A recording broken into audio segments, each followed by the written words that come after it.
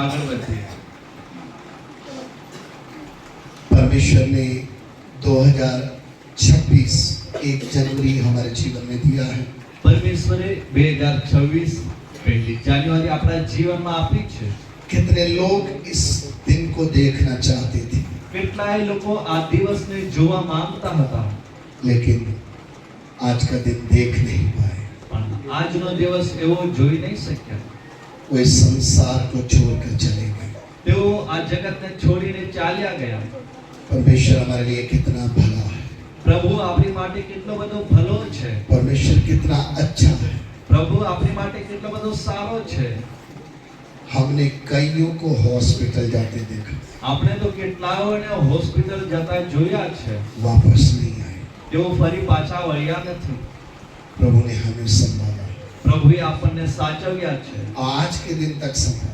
આજ દિન સુધી સાચવ્યા છે. साल के पहले ही दिन हम प्रभु के चरणों में बैठे, અને આ વર્ષના પ્રથમ દિવસે જ આપણે પ્રભુના ચરણોમાં છીએ. प्रभु की स्तुति करने के लिए आए, પ્રભુની સ્તુતિ કરવાને આવ્યા છે, प्रभु के वचन को सीखने के लिए आए. અને પરમેશ્વરના વચનોને શીખવા માટે જ્યારે આવ્યા છે. इसलिए जब हम परमेश्वर के वचनों को सीखते हैं, એટલા માટે જ્યારે આપણે પરમેશ્વરના વચનો શીખીએ છીએ, आपका पूरा ध्यान इधर होगा, तभी वचन आपको समझ में आए. તેથી તમારું જે પૂરેપૂરું ધ્યાન જો અહીં હોય તો જ તમે વચન સારી પેટે સમજી શકશો. आइए हम परमेश्वर के वचन से पढ़ लें. આવો આપણે પરમેશ્વરના વચનથી વાંચીએ. कुलुसियों की पत्री કલોસીઓનું પત્ર, उसका 3 अध्याय, તેમનો 3જો અધ્યાય उसका 1 वचन. અને તેનું પહેલું વચન. बुक ऑफ कोलोसियंस चैप्टर 3 वर्स 1 और 2. કલોસીઓનું પત્ર 3જો અધ્યાય અને પહેલું વચન. हिंदी और गुजराती दोनों में पढ़े. હિન્દી અને ગુજરાતી બંને ભાષામાં આપણે વાંચીએ.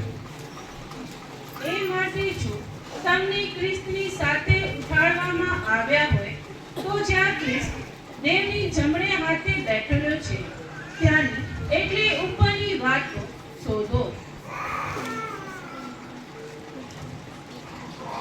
और जब तुम मसीह के साथ जिलाए गए तो स्वर्गीय वस्तुओं की खोज में रहो जहाँ मसीह विद्यमान है और परमेश्वर के दाहिनी ओर बैठा है.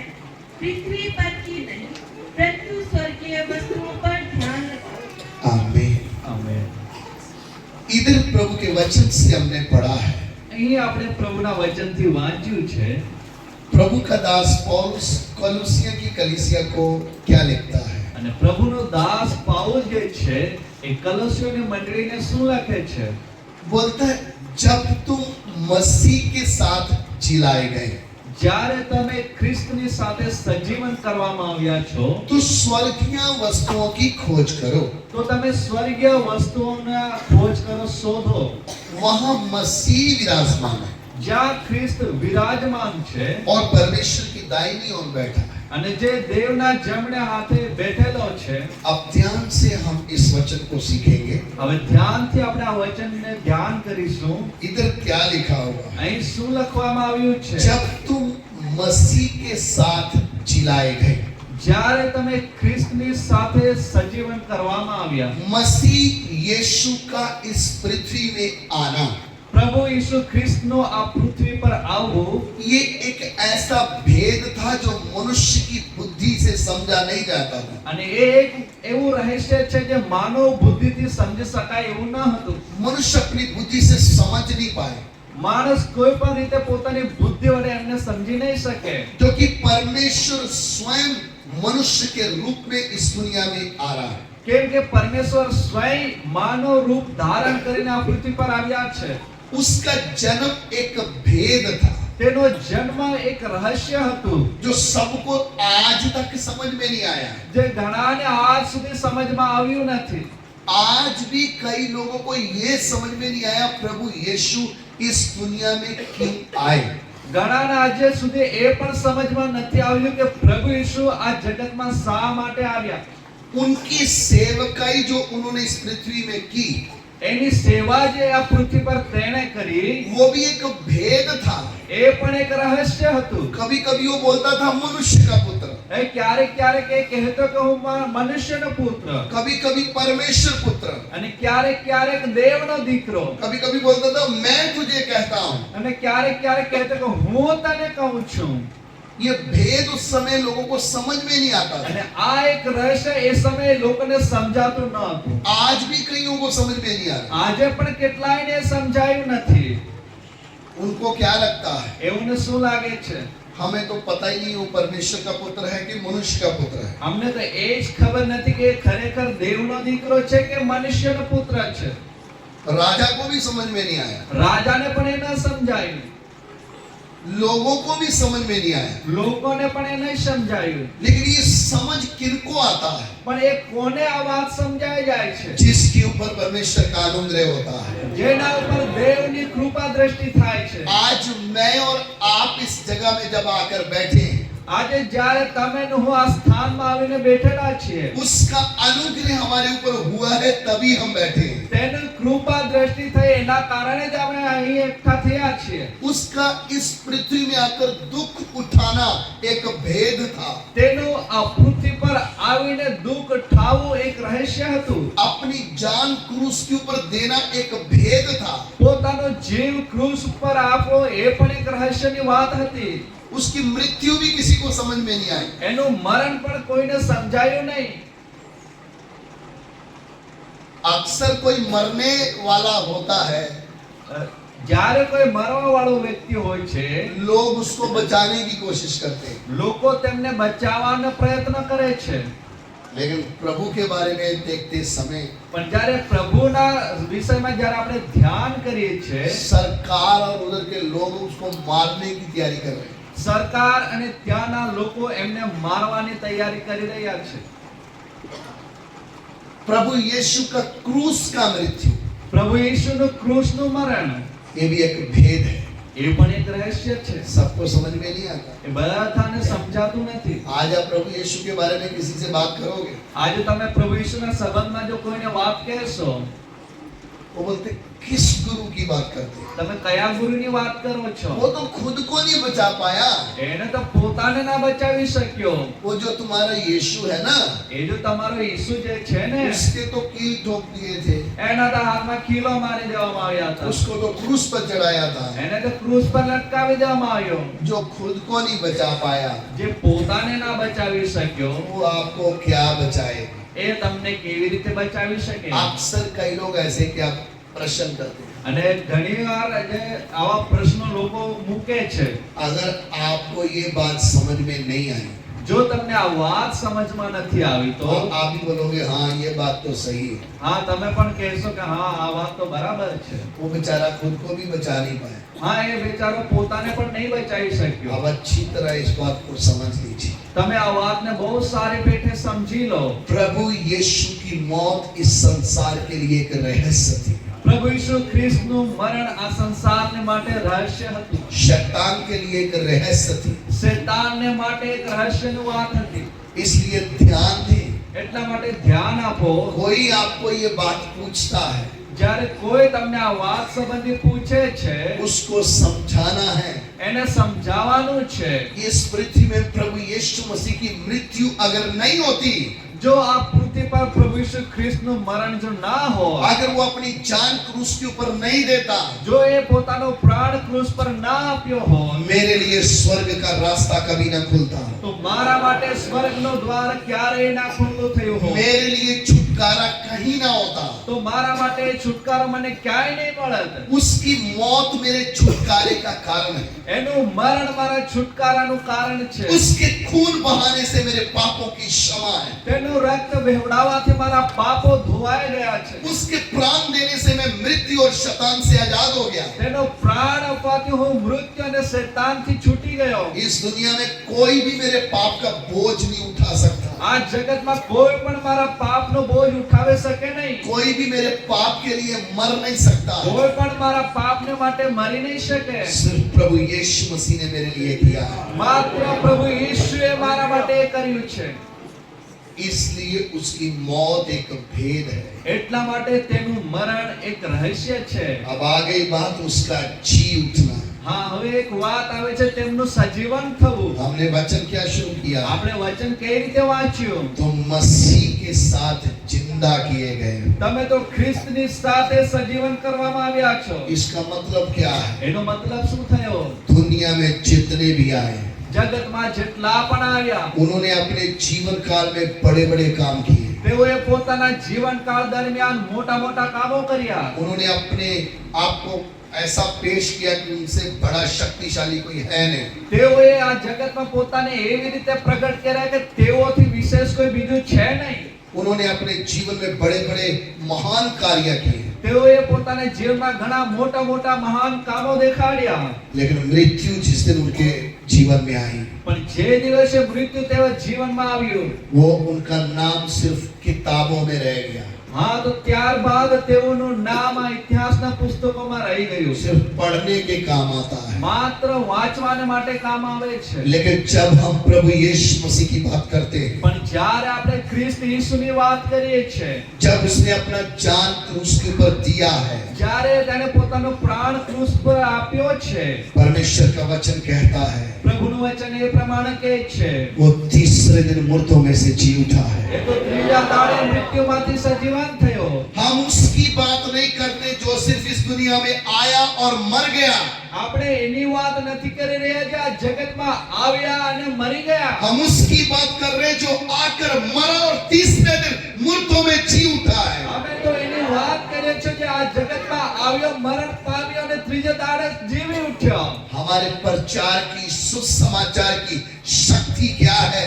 આપણા આ પ્રચાર અને સુવાર્તાની શક્તિ શું છે? हम किसी किताब को नहीं पढ़ रहे। આપણે કોઈ પુસ્તકોને નથી વાંચી રહ્યા. जो तीसरे दिन मुर्दों में से जी उठा परमेश्वर प्रभु यीशु मसीह है, वो आज भी जिंदा है। જે ત્રીજા દહાડે સજીવન થયેલ પ્રભુ યેસુ મસીહ છે, એ આજે પણ છે.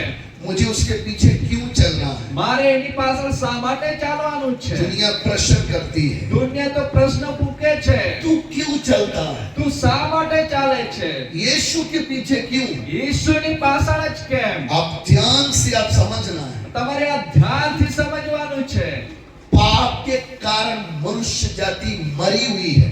પાપના કારણે માનવ જાતિ મરી ચૂકી છે. उस मृत्यु से कोई छुड़ा नहीं सकता। એ મરણથી કોઈ છોડાવી નહીં શકે. वो मृत्यु मनुष्य के ऊपर राज्य कर रही है। અને મૃત્યુ એ તો માનવ જાતિ પર રાજ કરી રહ્યું છે. इसलिए उस मृतिक जीवन में उनको ये समझ में नहीं आ रहा कि हमें जीवन कहां से मिलेगा। એટલા માટે આ મરેલી દશામાં જીવી રહેલા માણસને એ સમજમાં નથી આવતું કે અમને જીવન ક્યાંથી મળે. लेकिन हम यीशु के पीछे क्यों? આપણે ઈસુના પાછળ શા માટે? हम भी मरे थे, આપણે પણ મરેલા હતા, हम भी पाप में जी रहे थे, આપણે પણ પાપમાં જીવી રહ્યા लेकिन હતા. हुआ क्या? પણ શું થયું? जी उठे यीशु ने हमें मुर्दों में से उठा लिया है। જીવી ઉઠેલા પ્રભુ ઈસુ આપણને મરણમાંથી બચાવ્યા. इसलिए मैं मौत से उठकर जब देखा तो जीवन की ओर देख रहा हूं। એટલા માટે મરણમાંથી જીવ ઉઠ્યો ત્યારે હું જીવન તરફ દ્રષ્ટિ કરું છું. अब मैं मरा हुआ नहीं हूं। હવે હું મરેલો નથી. जैसे यीशु मृत्यु के ऊपर जय पाकर जी उठा, જે પ્રમાણે પ્રભુ ઈસુ મરણ પર જય પામીને જીવી ઉઠ્યા, मैं भी उसके ऊपर विश्वास करके मृत्यु में से जी उठा। હું પણ એના પર વિશ્વાસ કરીને મરણમાંથી જીવી ઉઠ્યો. ये मुर्दों का झुंड नहीं, जीवितों का झुंड बैठा है। આ તો મરદાઓનો ઝુંડ નહીં પણ જીવતાઓનો ટોળું છે. मैं जी उठा हूं। હું તો જીવી ઉઠ્યો છું. कहां से? ક્યાંથી? आदम के कारण जिस मृत्यु ने मेरे ऊपर अधिकार रखा था, આદમના કારણે જે મરણે મારા પર ફાંદો નાખ્યો હતો, मुझे अपना गुलाम बनाकर रखा था, મને પોતાનો ગુલામ બનાવી રાખ્યો હતો. मैं मरा हुआ था, હું તો મરેલો હતો. मेरे अंदर जीवन आया। મારી અંદર જીવન આવ્યું. ये जीवन कहां से आया? એ જીવન ક્યાંથી આવ્યું? प्रभु यीशु मसीह ने क्या बोला? પ્રભુ ઈસુ મસીહે શું કહ્યું? सत्य, मार्ग और जीवन मैं हूं। માર્ગ, સત્ય તથા જીવન હું जो છું. कोई मुझ में विश्वास करेगा, જે કોઈ મારા પર વિશ્વાસ કરે છે, अनंत जीवन उसी का है। અનંત જીવન તેમનું છે. यीशु मसीह से मुझे मिला क्या? પ્રભુ ઈસુ દ્વારા મને શું પ્રાપ્ત થયું? अनंत जीवन मिला है। અનંત જીવન મળ્યું છે। इसलिए मैं उस यीशु के पीछे चल रहा हूँ। એટલા માટે હું પ્રભુ યીશુની પાછળ ચાલુ છું। यीशु के पीछे किसी को पैसा देकर या लेकर चलाया नहीं जाता है। પ્રભુ યીશુની પાછળ કોઈને રૂપિયા આપીને કે રૂપિયા લઈને ચલાવાય નહીં। फालतू की बातें हैं। એ તો બેકારની વાતો છે। चल के देखो, ચાલીને જુઓ, चल नहीं पाओगे, ચાલી નહીં શકશો। क्योंकि मरा हुआ जीवते के पीछे नहीं चल सकता। કેમ કે મરેલું એ છે એ જીવતાની પાછળ નહીં ચાલી શકે। जब आप जिंदा हो जाओगे જ્યારે તમે જીવતા થઈ જશો तब आप भी चलोगे, ત્યારે તમે પણ ચાલશો। आप भी जीवते के पीछे चलोगे। તમે પણ જીવતાની પાછળ લાગશો। इसलिए परमेश्वर का वचन क्या कहता है? એટલા માટે પ્રભુનું વચન શું કહે છે? तुम मसीह के साथ जिलाए गए हो। તમે તો ખ્રિસ્તની સાથે સજીવન કરવામાં આવ્યા। कैसे हो गए? કેવી રીતે? हमने उसको अपना प्रभु और उद्धारकर्ता माना है। આપણે તો તેમને આપણો પ્રભુ અને ઉદ્ધારકર્તા તરીકે સ્વીકાર્યો। मृत्यु हट गई, મૃત્યુ હટી ગયું। अब मैं जीवन में प्रवेश करके चल रहा हूँ। હવે હું જીવનમાં પ્રવેશ કરીને ચાલી રહ્યો और છું। जब मैं जीवन में प्रवेश करके चल रहा हूँ, જ્યારે હું જીવનમાં પ્રવેશ કરીને ચાલી રહ્યો છું, मेरे अंदर जीवन देने वाला कौन है? મને જીવન આપનારો કોણ છે? प्रभु यीशु मसीह। પ્રભુ યીશુ મસીહ। अब जब मैं जीवन पाकर चल रहा हूँ, હવે જ્યારે હું જીવન પામીને ચાલી રહ્યો છું, मुर्दे का कपड़ा अलग होता है, जिंदे का कपड़ा अलग होता है। હા, મરદાનું જે લુગડું હોય છે એ અલગ હોય છે, જીવતાના જે વસ્ત્ર હોય છે એ અલગ હોય છે। क्या आपको समझ में आ रहा है? શું તમને એ સમજાય છે? साल के पहले ही दिन एक बड़ी बात समझनी है। હા, વર્ષના પહેલા દિવસે જ એક મોટી વાત આપણે સમજવાની છે।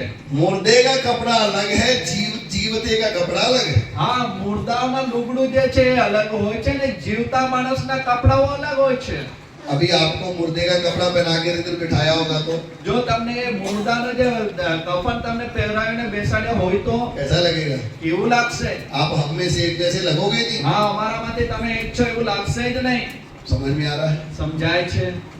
मुर्दे का कपड़ा अलग है, મુર્દાના લુગડું અલગ जीवते का कपड़ा अलग है। અને જીવતાનું કપડું અલગ હોય છે। मुर्दे का स्थान अलग है, मुर्दा का जीवते का स्थान अलग है। મુર્દાનું સ્થાન અલગ છે, જીવતાનું સ્થાન અલગ છે। क्या मैं बोल रहा हूँ सच है? શું એ કહું છું એ સાચું છે? हम अभी मुर्दे के स्थान में बैठे, जिंदा के स्थान में बैठे। હવે આપણે મુર્દાના સ્થાનમાં છે કે જીવતાના સ્થાનમાં છે? मुर्दे की वस्तुएं अलग हैं, जीवते की वस्तुएं अलग हैं। હા, મુર્દાની વસ્તુઓ અલગ છે અને જીવતા માણસોની વસ્તુઓ અલગ છે। समझ में आ रहा है? સમજાય છે? जब एक व्यक्ति मर जाता है, જ્યારે એક વ્યક્તિ મરણ પામે છે, उसकी मुंडी बांध देते हैं, હા, તેમનું એક માથું બાંધી દેવામાં આવે છે, नाक में रुई डाल देते हैं। નાકમાં રૂઈ ભરી દેવામાં આવે છે। आप जिंदा है, ऐसे मुंडी बांध कर नाक में रुई डाल के चलोगे तो હા, તમે જીવતા છો છતાંય માથું બાંધીને નાકમાં રૂ નાખીને ચાલશો તો लोग क्या बोलेंगे? લોકો શું કહેશે? कौन है तू? કોણ છે તું? कब्र से उठ के आ गया? કબરમાંથી ઉઠીને આવ્યો છું? कहाँ से आए हो? ક્યાંથી આવ્યા? समझ में नहीं आ रहा तू कौन है। સમજમાં નથી આવતું તું કોણ છે। इसलिए प्रभु का वचन स्पष्ट है, એટલા માટે પ્રભુનું વચન બહુ સ્પષ્ટ છે। तुम मसीह के साथ जिलाए गए हो। તમે તો ખ્રિસ્તની સાથે ઉઠાડવામાં આવ્યા છો। जब उठ गए हो तो જ્યારે સજીવન થયા છો ત્યારે अब तुम्हारे जीवन में क्या होना है? હવે તમારા જીવનમાં શું થવું જોઈએ? अब तुमने स्वर्गीय वस्तुओं की खोज करना है। હવે તમારે તો સ્વર્ગીય વસ્તુઓની શોધ કરવાની છે। स्वर्गीय वस्तुओं की खोज किसने करना है? સ્વર્ગીય વસ્તુઓની શોધ કોણે કરવાની છે? जवाब दीजिए। જવાબ આપશો। जो जीवित है, જે જીવતા છે, जो मरा हुआ है, જો મરેલો છે उसको क्या चाहिए? એને શું જોઈએ? आज मरा हुआ किस में पड़ा हुआ है? આજે મરેલો ક્યાં પડ્યા છે? बोलिए। બોલો। मरे में जिंदे में फर्क क्या है? મરેલા અને જીવતામાં ફરક શું? मरा हुआ किसकी खोज में? મરેલો કોને શોધમાં છે? बोलिए। उसको इस पृथ्वी के धन दौलत के अलावा और कुछ दिखाई नहीं देता है। એને તો આ પૃથ્વીનું ધન દોલત સિવાય બીજું કશું જ દેખાતું નથી। लेकिन जो जीवित है, પણ જે જીવિત છે, आप बोलते हो मैं 15 साल से विश्वासी हूँ, તમે તો કહો છો કે હું 15 વર્ષથી વિશ્વાસી છું। सालों की गिनती नहीं आएगी। હા, વર્ષોની ગણતરી નહીં આવે। आप जिंदा होने चाहिए। તમે જીવતા હોવા જોઈએ। जीवित होंगे तो ध्यान उधर जाएगा। હા, જીવતા હશો તો ધ્યાન ઉપર લાગશે। अगर भैया मरे हुए हैं, જો આ ભાઈ મારેલો છે તો मैं कितना भी मुंडी ऊपर उठाऊं, હું કેટલો પણ માથું ઊંચું ઉઠાવું कुछ नहीं दिखाई देगा। એને કશું દેખાશે નહીં, ये मरा है। કેમ કે એ મારેલો છે। अगर जिंदा हो गया, અને જો જીવતો હશે તો ऊपर देखेगा। એ જાતે જ પોતે ઉપર ધ્યાન લગાવશે। वचन यही तो कहता है। આ વચન એક તો શીખવાડે છે, यदि जिंदा हो જો તમે જીવતા છો તો तो स्वर्गीय वस्तु की खोज करो, તો સ્વર્ગીય વસ્તુઓને શોધ કરો। और जीवित है तो हमारे जीवन में क्या दिखना है? આ જો જીવિત છે તો આપણા જીવનમાં શું દેખાવું જોઈએ? गलाती 2:20 पढ़ेगा। હા, વાંચીએ ગલાતી 2 ને તેનો 20મું વચન।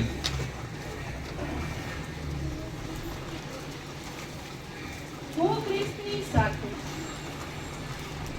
ખ્રિસ્તની સાથે વધસ્તમે ચડ્યો, પરંતુ હું જીવું છું તો પણ હવેથી હું નહીં, પણ મારામાં ખ્રિસ્ત જીવે છે, અને હવે દેહમાં જે મારું જીવન છે તે દેહના દીકરા પરના વિશ્વાસ પરથી છે। તેણે બસ। મારા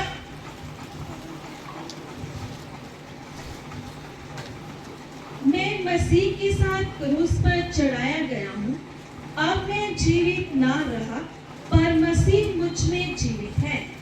इधर प्रभु के वचन में लिखा है, અહીં પ્રભુના વચનમાં લખ્યું છે, ध्यान से समझे, ધ્યાનથી તમે સમજો। मैं यीशु के साथ क्रूस पर चढ़ाया गया। હું તો ઈસુની સાથે ક્રૂસ પર જડી દેવામાં આવ્યો। ये भी एक भेद की बात है। આ પણ એક રહસ્યની વાત છે। अब मैं नहीं, मसीह मुझ में जीवित है। હવે તો હું નહીં પણ ખ્રિસ્ત મારામાં જીવે છે।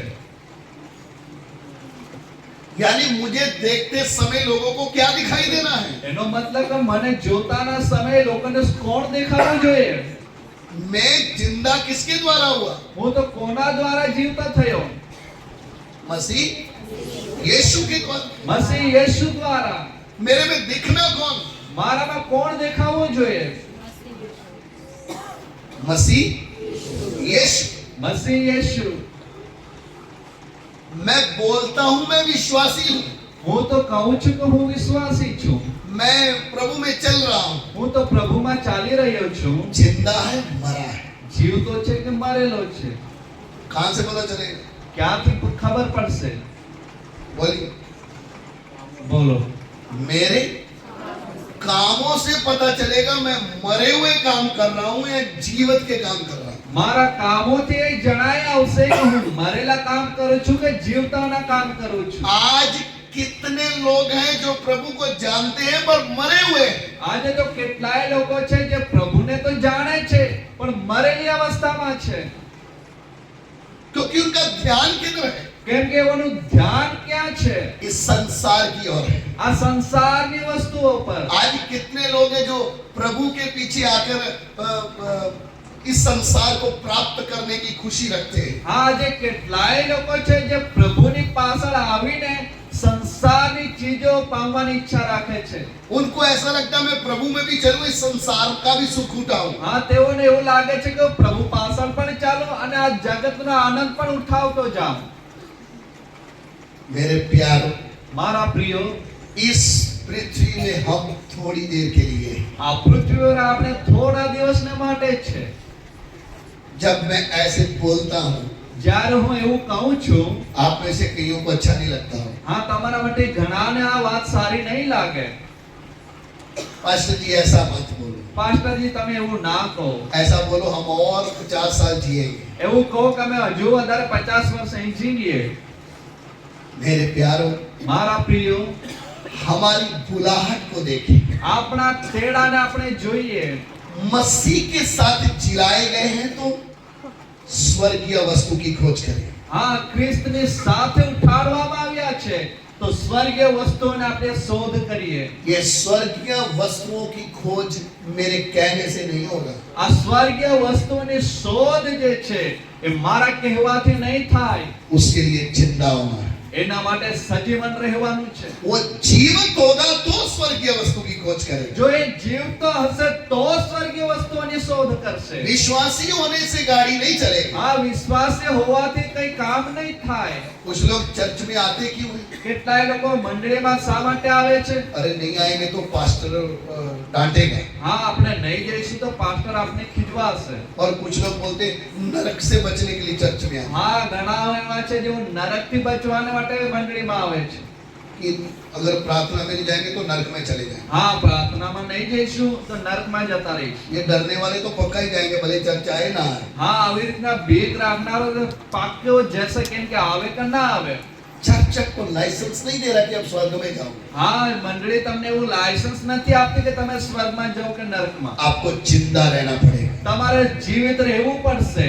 आपको जीवित होना पड़ेगा। તમારે જીવિત થવું પડશે. हमारे आत्मिक जीवन को कौन मारता है? આપણા આત્મિક જીવનને કોણ મારી નાખે इस છે? संसार की इच्छाएं, આ સંસારની ઈચ્છાઓ, हमारी शरीर की अभिलाषाएं, આપણા શરીરની અભિલાષાઓ, जो हमें किधर को ले जाती है? તે આપણને ક્યાં લઈ જાય છે? मृत्यु की ओर ले जाती है। મરણ તરફ ધકેલે છે. हमारा ध्यान इस पृथ्वी की ओर लग जाता है, આપણું ધ્યાન આ સંસારની ચીજ વસ્તુમાં લાગે છે. हमारा पूरा मन इधर लग जाता है। આપણું પૂરું મન અહીં લાગી જાય છે.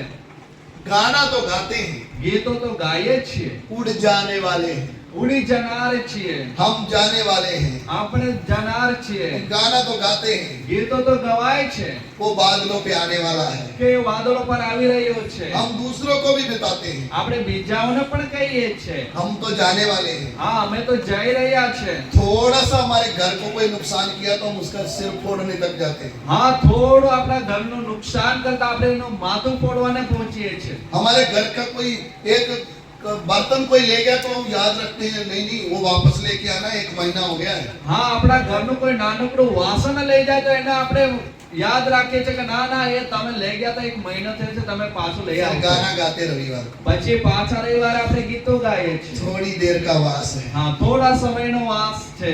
स्वर्गीय देश ही अनंत घर है। હા, સ્વર્ગીય દેશ મારો અનંત ઘર છે. लेकिन मन किधर लगा हुआ है? પણ મન તો ક્યાં લાગેલું છે? किधर लगा हुआ है? ક્યાં લાગેલું છે? इस पृथ्वी में लगा हुआ है। આ પૃથ્વીના ચીજ વસ્તુઓ પર. परमेश्वर हमें इस पृथ्वी में कुछ भी दे दे, આ પરમેશ્વર આ જગતમાં આપણને કંઈ પણ આપી દે. जैसे हमारे हालात है परमेश्वर हमें देता ही नहीं। આ જેવા આપણે હાલાતો છે પ્રભુ આપણને આપતા નથી. उनको मालूम है, इनको दे दिया तो ये हजम नहीं कर पाए। હા, એવો એમને ખબર છે કે જો એમને આપી દે તો પચાવી નહીં શકે.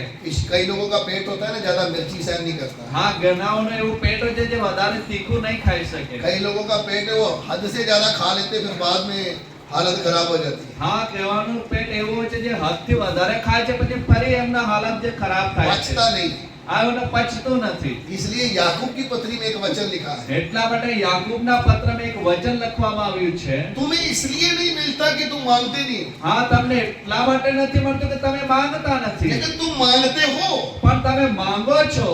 बुरी इच्छा से मांगते हो। હા, ખોટી ઈચ્છાઓને લઈને માંગો છો. आज विश्वासी की सोच किधर को बदल गई है? આજે વિશ્વાસની વિચારો ક્યાં બદલાઈ ગયા છે? दिन रात दिमाग में पैसा पैसा पैसा छाया हुआ है। રાત દિવસ મગજમાં પૈસા અને રૂપિયા એના છવાયા છે.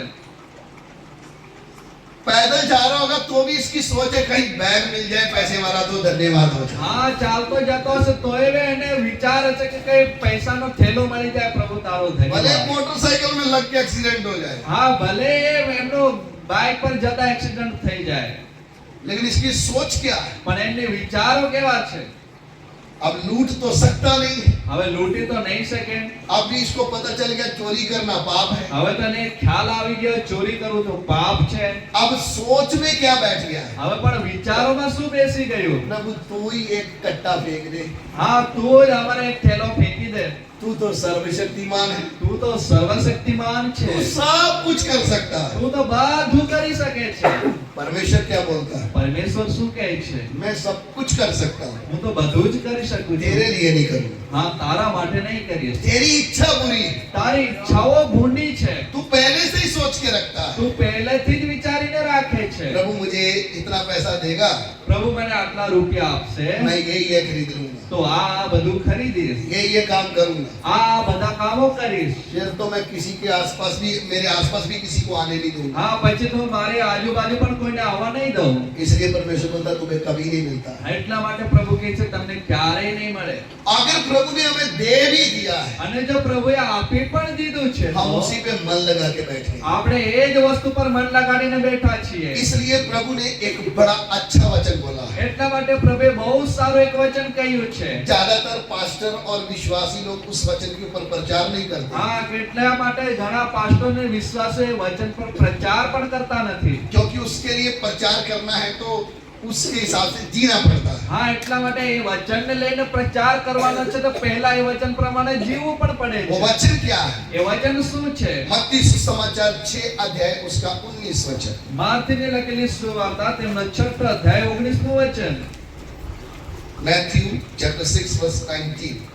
માથી 6 અને 19 વચન। પૃથ્વી પર પોતાની સારું દ્રવ્ય એકઠું ના કરો, જ્યાં કીડા તથા કાટ નાશ કરે છે ને જ્યાં ચોરો ખાતર પાડીને ચોરી જાય છે। अपने लिए पृथ्वी पर धन इकट्ठा ना करो, जहाँ कीड़ा और काई बिगाड़ते हैं और जहाँ चोर सेध लगाते और चुराते हैं। मैं विश्वास करता हूँ ये वचन आपको समझ में आया होगा। હું વિશ્વાસ કરું છું આ વચન તમને સારી રીતે સમજાયું હશે। अगर नहीं भी आया तो हम इस वचन को सीखेंगे। નહીં પણ આવ્યું હોય તો આ વચન આપણે શીખીશું। प्रभु यीशु मसीह स्वयं પ્રભુ ઈસુ મસીહ સ્વયં क्या प्रचार कर रहे हैं? શું પ્રચાર કરી રહ્યા છે? विषय क्या है? વિષય શું છે? क्या आपको विषय समझ में आया? શું તમને વિષય સમજાયો? इस आयत में विषय क्या है? આ વચનનો વિષય કયો છે? क्या बोल रहे प्रभु यीशु? પ્રભુ ઈસુ શું બોલી રહ્યા છે? किसको समझ में आया? કોને સમજમાં આવ્યું? क्या कोई बोल सकता है? શું કોઈ કહી શકે છે? मैं समझाता हूँ, मुझे लगता है आपको किसी को समझ में नहीं आया। મને લાગે છે તમને કોઈને સમજાયો નહીં તો હું તમને સમજાવું છું। मेरे पीछे पीछे बोलिएगा। મારી પાછળ પાછળ બોલો। क्या लिखा है? શું લખેલું છે? अपने लिए थोड़ा कठिन है बोलना, लेकिन बोलना है, हालेलुया करके बोलना है। કઠિન છે પણ તમારે બોલવાનું છે ને મોટા અવાજે। अपने लिए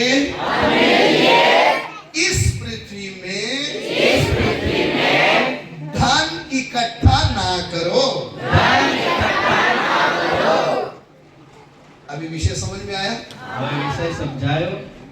मरे के लिए क्या बोलता है? મરેલાને માટે શું કહી રહ્યા છે? जीवते के लिए क्या बोल रहा है? અને જીવતાને માટે શું કહી રહ્યા છે? इस पृथ्वी में આ પૃથ્વી પર धन इकट्ठा ना करो। ધન એકઠું ના કરો। क्यों? શા માટે? प्रभु हमसे प्यार करता है, પ્રભુ આપણને પ્રેમ કરે છે, करता है, કરે છે। इसलिए बोलता है इस पृथ्वी में धन इकट्ठा ना करो। એટલા માટે કહે છે કે આ પૃથ્વી પર તમે ધન એકઠું ના કરશો। प्रभु को हमारे धन की भी चिंता है। પ્રભુને આપણા ધનની પણ ચિંતા છે। आपको तो है ही, તમને તો છે જ, उसको भी है। એમને પણ છે। चोरी हो जाए, ચોરી થઈ જશે। समझ में आया? સમજાય છે? प्रभु क्या बोलता है? પ્રભુ શું કહે છે? कीड़ा खाएगा, કીડા ખાઈ જશે, काट लगेगी। કાટ લાગી જશે। धन को काट लगी देखी आपने कभी? હા ધનને કાટ લાગે એવું કશે જોયું છે? ऐसा क्यों लिखा? એવું કેમ લખ્યું છે? क्या आपको वचन समझ में आया? શું તમને વચન સમજાયું? वचन क्या लिखा है? વચનમાં શું લખ્યું છે? क्या इकट्ठा ना करो। શું એકઠું ના કરો। धन को क्या लग जाएगा? ધનને શું લાગી જશે? धन को कीड़ा लगता है, ધનને શું કીડાઓ લાગે? काट लगती है। કાટ લાગે। अब आपको मेरे हिसाब से क्या आ गई कि जो रुपए से हम खरीदते हैं उनको काट लगती है। જે રૂપિયાથી આપણે ખરીદીએ છે એમને કાટ લાગે છે। और चोरी भी होता है। અને એ ચોરી પણ થઈ જાય છે। हम चोर को दे देंगे આપણે ચોરને આપી દઈશું लेकिन वचन नहीं मानेंगे। પણ વચન નહીં માનીશું। हम तो इकट्ठा करेंगे આપણે તો એકઠું કરીશું। लेकिन चोर ले जाए कोई बात नहीं। હા ચોર લઈ જાય કઈ વાંધો નહીં। बात समझ में आया? વાત સમજાય છે? लेकिन प्रभु क्या कहता है? પણ પ્રભુ શું કહે છે? प्रभु को हमारी कितनी चिंता है? પ્રભુને આપણી કેટલી चिंता છે? किधर इकट्ठा ना करो, ક્યાં એકઠું ના કરો, पृथ्वी पर धन इकट्ठा हालेलुया। नए साल के पहले ही दिन નવા વર્ષના પહેલા જ દિવસ છે. क्यों धन इकट्ठा नहीं करना है? શા માટે આપણે ધન એકઠું નથી કરવાનું? कारण क्या है? કારણ શું છે? क्या लग जाएगी? શું લાગી જશે? काट लगेगी, કાટ લાગશે, चोर आएगा, ચોર આવશે, चोरी करेगा। ચોરી કરશે. क्यों? શા માટે? ये नाशवान है। કેમ કે નાશવાન છે. हमें नाशवान से तो अविनाशी बनाया है, પરમેશ્વર તો આપણને નાશવાનમાંથી અવિનાશી બનાવ્યા છે. और फिर भी हमारा ध्यान किधर? અને છતાં પણ આપણું ધ્યાન ક્યાં છે? कईयों के जीवन में पैसा ही सब कुछ है। કારણ કેટલાયના જીવનમાં રૂપિયો જ બહુ ઘણું છે. उनको बोलेंगे ना आज संगति है, आज काम में मत जाओ, એઓને કહેવામાં આવે કે આજે સંકેતી છે, આજે કામ પર રજા કરો. उनकी जान निकलने तक जाती है। હા, એઓનો જીવ નીકળી જાય એવું લાગે છે. यीशु आ जाए चलेगा, लेकिन ये छुट्टी नहीं करेगा। હા, પ્રભુ ઈસુ આવે તો ચાલે પણ એવો રજા નહીં પાડશે. ये पहले हिसाब लगा लेंगे। હા, એ પહેલા જ હિસાબ લગાવી લેશે. पूरे परिवार ने छुट्टी की तो एक दिन में 2000 जाएगा। હા, આખા ઘરના બધા જો રજા પર ગયા તો રાતને અમારે 2000 ને ચૂનો લાગશે. भले ये चारों बरोड़ा काम कर रहे हैं, पीछे से 10,000 की भैंस खोल के ले जाए चलेगा। હા, ભલે બરોડા કામ કરવા જાય ને પાછળથી 10,000 ની ભેંસ કોઈ ચોરી લઈ જાય એ ચાલશે. समझ में आ रहा है સમજાય છે कि नहीं आ रहा है? કે નથી? अगर हम इस मन से कमा रहे हैं कि हमें इधर ही इकट्ठा करके रखना है, જો આપણે એ મનથી કમાવી રહ્યા છે કે આપણે બધું અહીંયા એકઠું કરવાનું છે, तो प्रभु यीशु ने एक और वचन, बड़ा प्यारा वचन बोला है। તો પ્રભુ ઈસુએ એક બીજું બહુ સારું વચન કહ્યું છે. ऊंट सुई के नाके में से निकल सकता है, હા, ઊંટ જે છે એ સોયના નાકામાંથી જઈ શકે પણ लेकिन धनी परमेश्वर के राज्य में नहीं जा सकता है। પણ ધનવાનને દેવના રાજ્યમાં પેસવું કઠિન છે. तो समझ में आ रहा है? શું તમને સમજાય છે? ये धन इकट्ठा करने का जो मन है, જે ધન એકઠું કરનારું જે મન છે वो इस संसार का मन है। એ આ જગતનું મન છે. समझ में आया? સમજાય છે? पता भी नहीं चलेगा बैंक से कब उड़ जाएगा। ખ્યાલ પણ નહીં આવે બેંકમાંથી કેવી રીતના ઉડી જશે. जीते जी तो किसी को बताया नहीं आपने, હા, હયાત જિંદગીમાં તો કોઈને આપણે કહ્યું નહીં.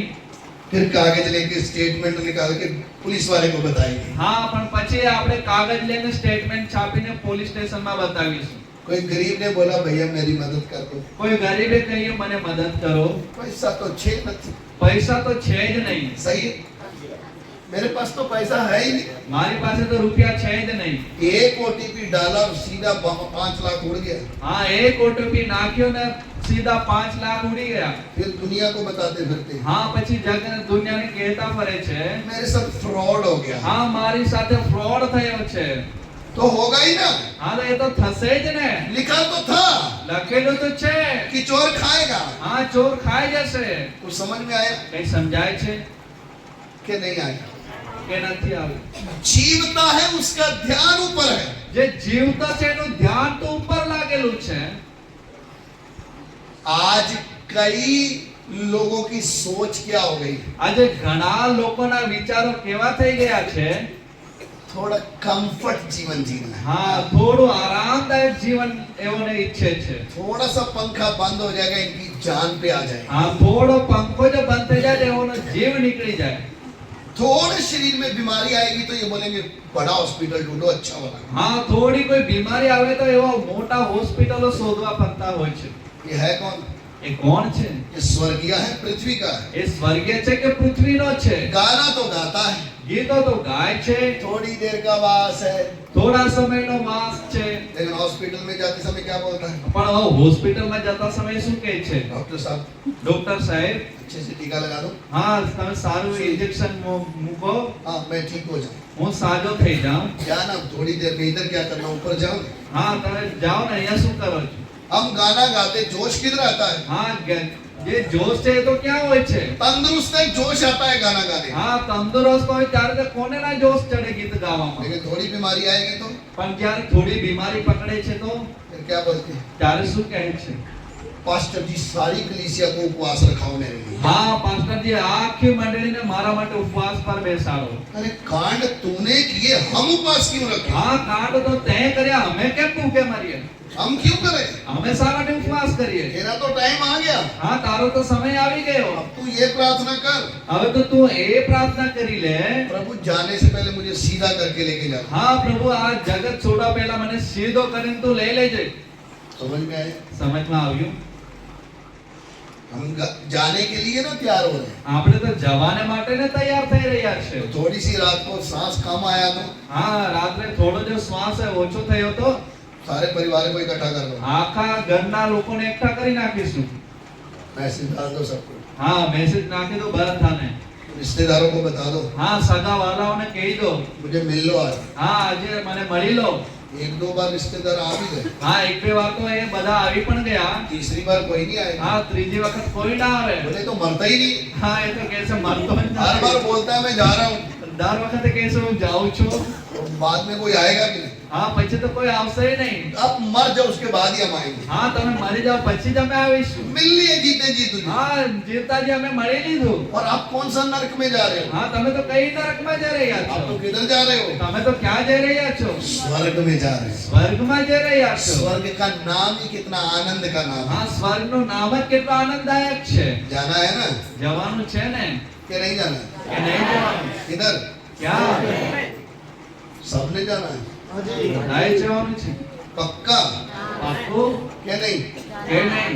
उसके लिए क्या करना पड़ेगा? એના માટે શું કરવું પડશે? ये ध्यान ऊपर लगाना पड़ेगा। આ ધ્યાન આપણે ઉપર કરવું પડશે। अभी हम किसमें जी रहे हैं? અત્યારે આપણે ક્યાં જીવી રહ્યા છે? संसार की चिंता बोझ के नीचे दबे हुए जी रहे हैं। હવે તો આપણે સંસારની ચિંતાના બોજ તળે દબાઈને જીવીએ છે।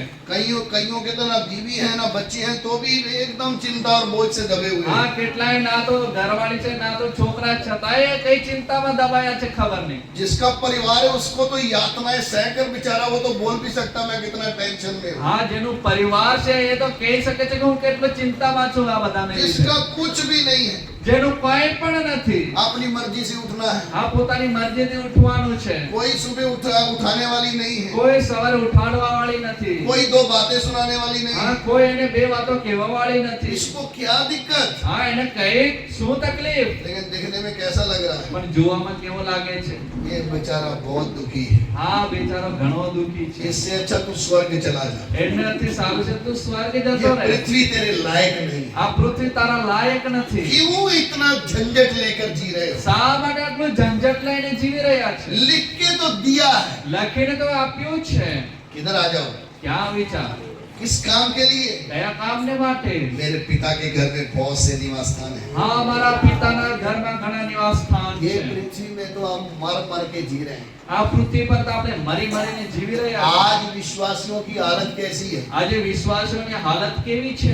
नाम के लिए जिंदा है, નામના માત્ર જીવતા છે, लेकिन वास्तविक में मरी हुई दशा में जी रहा પણ વાસ્તવિકતા તો મરેલી દશા છે। है। कितना भी बोलो કેટલું પણ કહો, तो भी झुकाव संसार की ओर। હા તો પણ એનું મન જે વળાવ જે છે એ જ સંસાર તરફ છે। इतना कीमती उद्धार मिलने के बाद भी એટલો મૂલ્યવાન ઉદ્ધાર મળવા છતાં પણ तो भी क्या जी रहा है? તો પણ શું જીવી રહ્યો છે? तो भी संसार की चिंता आकर क्यों दबाती है? તો પણ આ જગતની ચિંતા આવીને કેમ દબાવે છે? क्यों शरीर की अभिलाषा आते ही झुकाव इधर हो जाता है? કેમ આ શરીરની અભિલાષાઓ આવતા જ ઝુકાવ જે છે સંસાર તરફ બની જાય क्यों છે? हमें संसार को देख के अट्रैक्शन आता है? શા માટે આ જગતને જોઈને આપણને આકર્ષણ ચઢે છે? क्यों हम तुरंत इस साइड आने लगते हैं? શા માટે આપણે જગત તરફ વળવા લાગીએ છીએ? कहीं ना कहीं हमारे जीवन में मुर्दापन है। હા ક્યાં ને ક્યાંક આપણા જીવનમાં મૃતકપણું છે।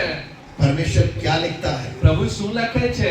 आइए हम परमेश्वर के वचन में जाएं। આવો પરમેશ્વરના વચનમાં આપણે જઈએ। Revelation chapter 3 verse 1। હા પ્રકટીકરણ प्रकाशित वाक्य 3 अध्याय उसका एक वचन से હા पढ़ें। પ્રકટીકરણનું પુસ્તક 3જો અધ્યાય 1 વચનથી આપણે વાંચીએ। સાર્દિસ સમાની મંડળીના દૂતને લખ કે જેને તેના 7 આત્મા તથા 7 તારો છે. એ વાતો કહે છે કે તારા કામ હું જાણું છું કે તું નામનો જીવે છે પણ તું મુએલો છે.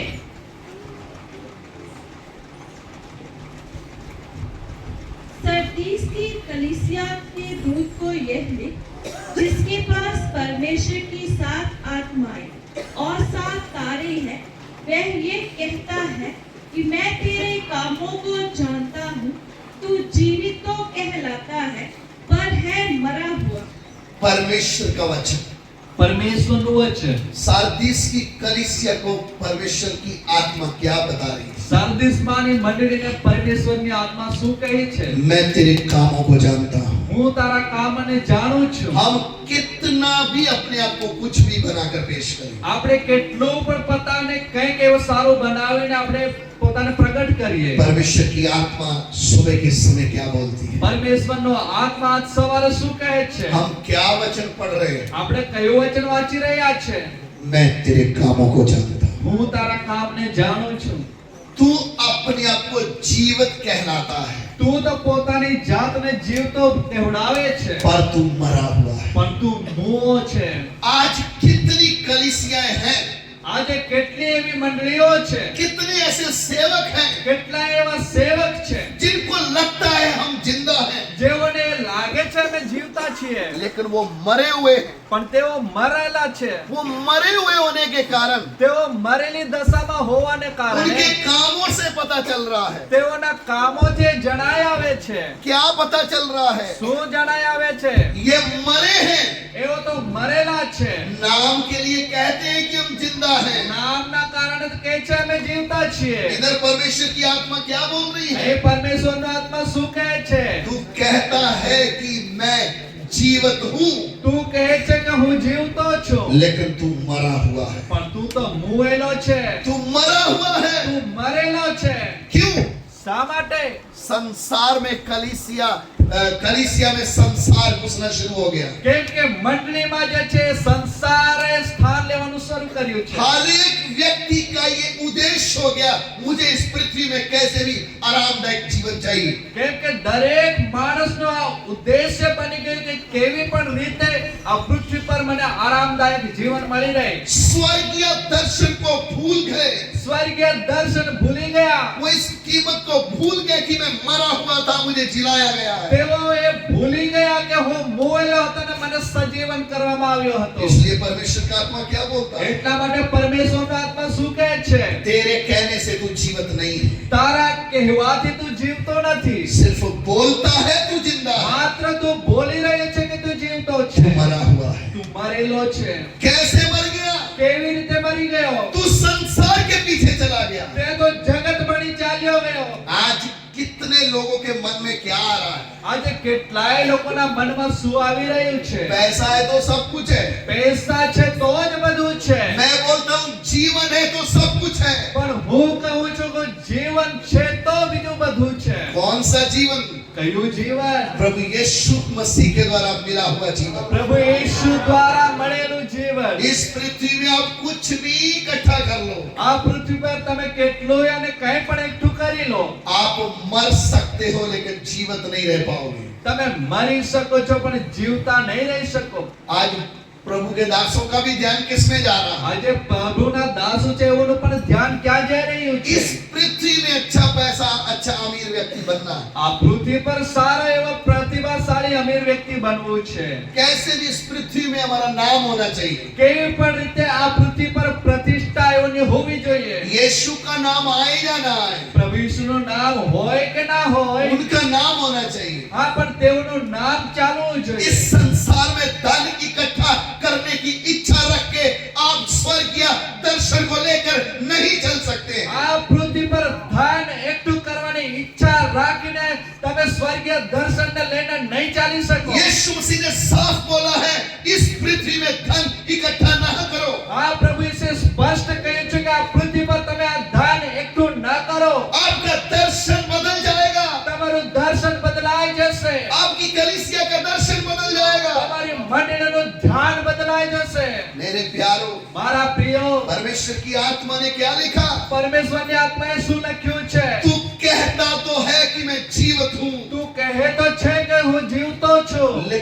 मरा हुआ है। પણ તું મુવેલો છે। समय बचाने के लिए हम हिंदी में पढ़ेंगे। સમય બચાવવા માટે આપણે હિન્દીમાં વાંચીએ।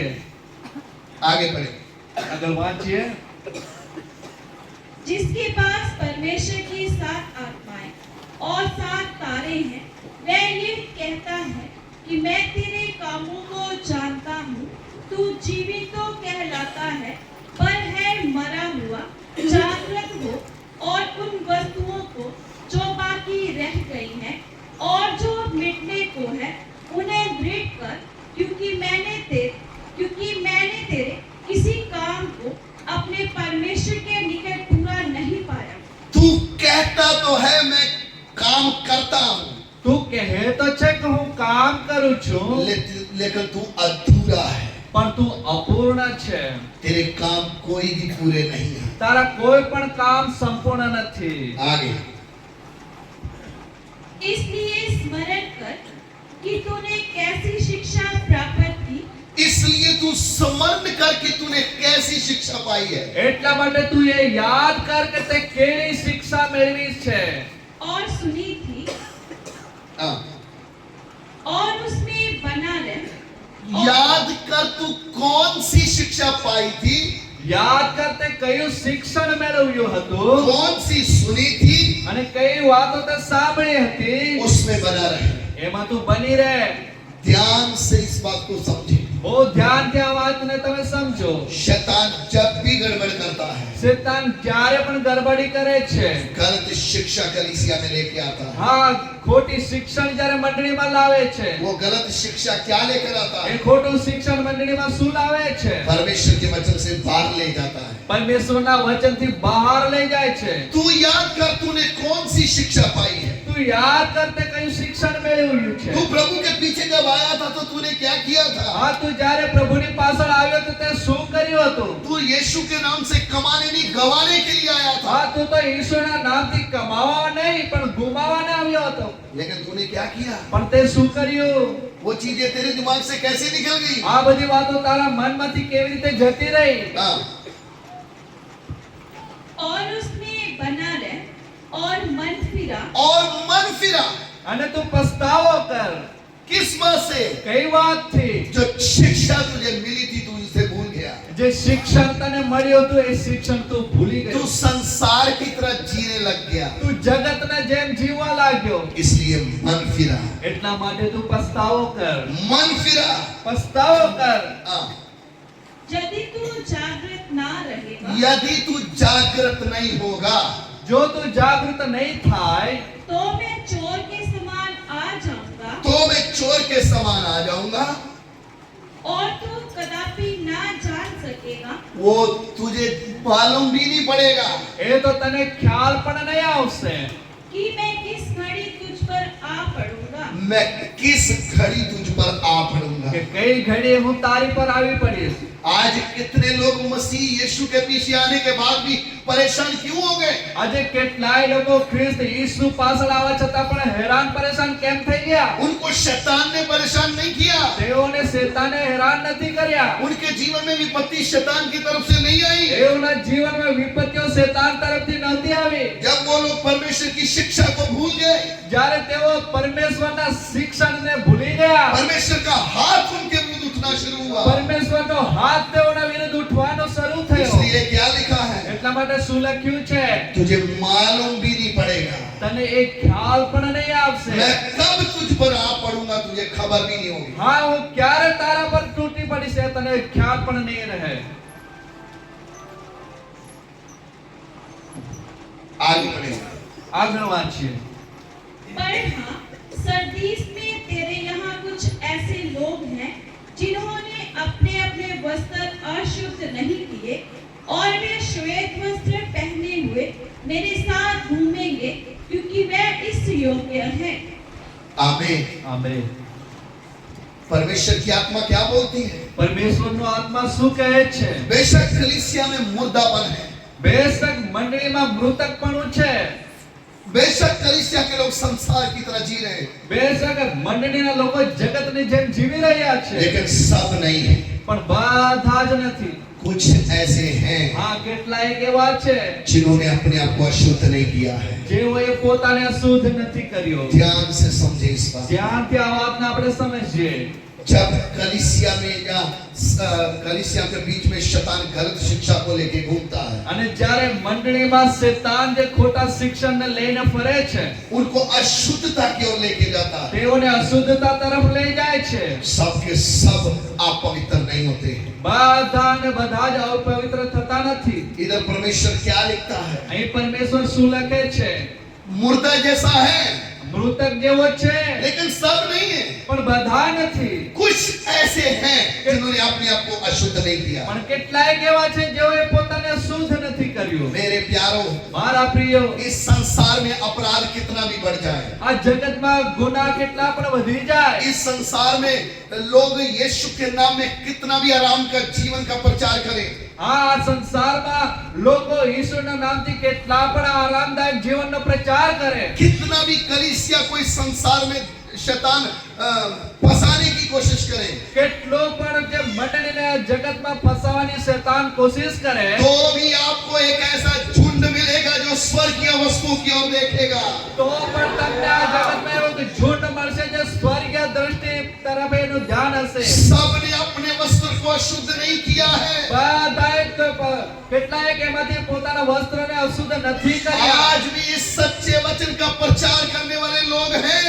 આજે પણ આ સત્ય વચનનો પ્રચાર કરનારા લોકો છે।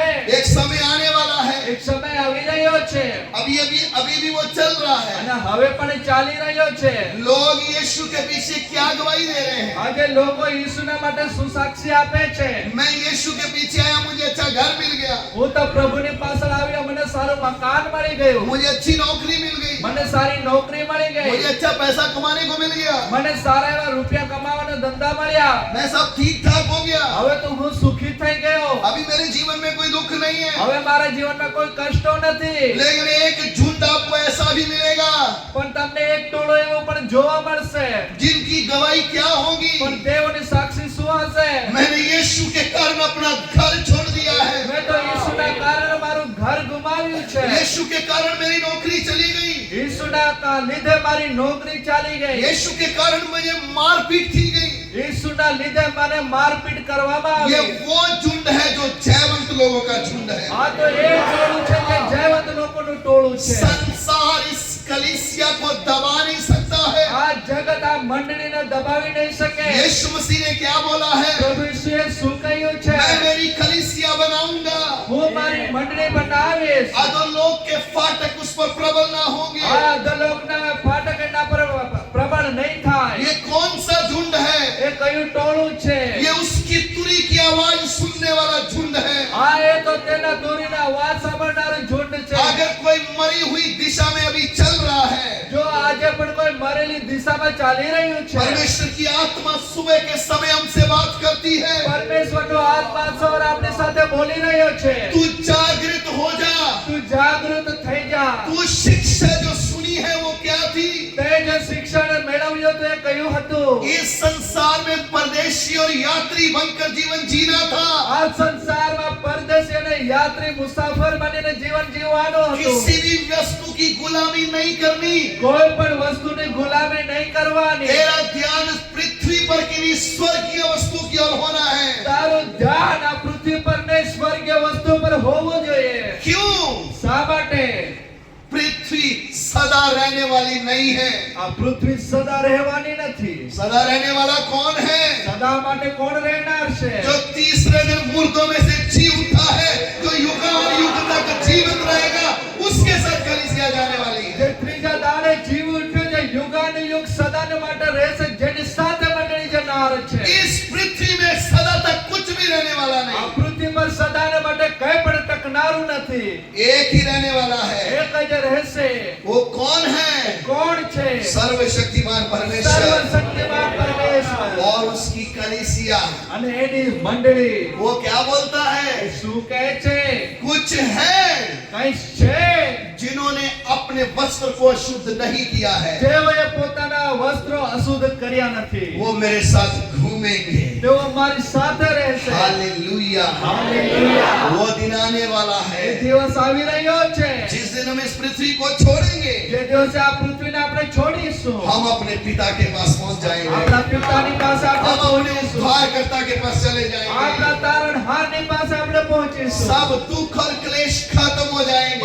બધા દુઃખ અને કષ્ટનો मैं और मेरा परमेश्वर रहेंगे। હું અને મારો પરમેશ્વર રહીશું इसलिए स्वर्गीय वस्तुओं की खोज में रहना है। એટલા માટે સ્વર્ગીય વસ્તુઓના શોધમાં આપણે રહેવાનું आइए છે हम अपनी आंखें बंद करें, આવો આપણા આંખોને આપણે બંધ કરીએ प्रार्थना करें। प्रार्थना करिए हमारे प्यार करने वाले परमेश्वर, हमने प्रेम करनार परमेश्वर हमने तेरे वचनों को सुना। અમે તારા વચનોને સાંભળ્યા છીએ एक एक भाई बहन को तेरे हाथ में सौंप એક એક ભાઈ બહેન તારા હાથમાં અમે સોંપીએ છીએ तेरा अनुग्रह के ऊपर होने। તારી કૃપા દ્રષ્ટિ એક એક વ્યક્તિ પર થાય जितने लोग तेरे वचन को सुनेंगे, જેટલા વ્યક્તિઓ તારા વચનને સાંભળ્યું છે अपने जीवन को तेरे वचन के दायरे में ले आए। પોતાના જીવનને તારા વચનના એક દાયરામાં લઈ આવે साल की शुरुआत ही एक आत्मिक जागृति से हो जाए।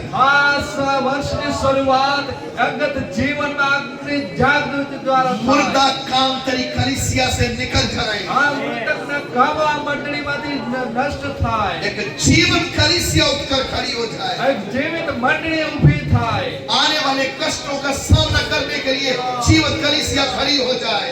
આવનાર દિવસોમાં કષ્ટોનો સામનો કરવાને માટે જીવિત મંડળી ઊભી થાય तेरी कलीसिया को किसी से डर नहीं है, તારી મંડળીને કોઈથી કોઈ ભય નથી क्योंकि तूने लिख कर दिया है એક તે લખીને આપ્યું છે तुम्हारे सिर के बाल नहीं गिरे हैं। તારા માથાના વાળ પણ ગણેલા છે तेरी कलीसिया को कोई दबा नहीं सकता। તારી મંડળીને કોઈ દબાવી નહીં શકે आज तक कोई उस पर प्रबल नहीं हो पाया।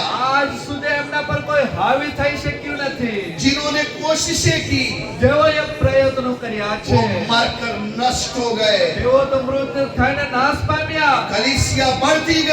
મંડળી વૃદ્ધિ પામતી ગઈ प्रभु ये 2026 में પ્રભુ આ 2026 માં एक एक विश्वासी के जीवन में तेरा बड़ा कार्य होने એક लगा। એક વિશ્વાસના જીવનમાં મોટું કાર્ય થવાનું ओ प्रभु नाश होने वाली आत्माओं को जीतने के लिए एक नया अभिषेक दे दे। નાશ પામનારી આત્માઓને જીતવાને માટે નવો અભિષેક તો एक आत्मिक जागृति प्रभु शुरू हो जाए। એક આત્મિક જાગૃતિની શરૂઆત થાય स्वर्गीय पिता हमारी विनती को सुने और ग्रहण करें। સ્વર્ગીય પિતા અમારી વિનંતીને સાંભળો અને ગ્રહણ કરો यीशु मसीह के नाम से मांगते हैं, યેશુ પ્રભુના નામથી અમે માંગીએ છીએ आमीन।